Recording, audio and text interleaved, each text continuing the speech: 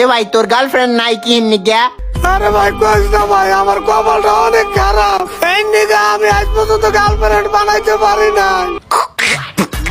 ওই কপালের কথা কয়, চেহারার কথা মনে পড়লে গেছে গা।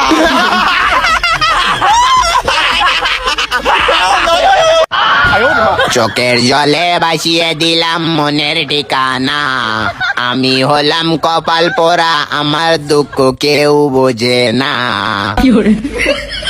এই বেড়া, তুই যে বেড়া চেহারা দিকে কুত্তার মতো আসস, তোর চেহারা দিতে আছে কাল বকরির মতো ম্যা ম্যা করস।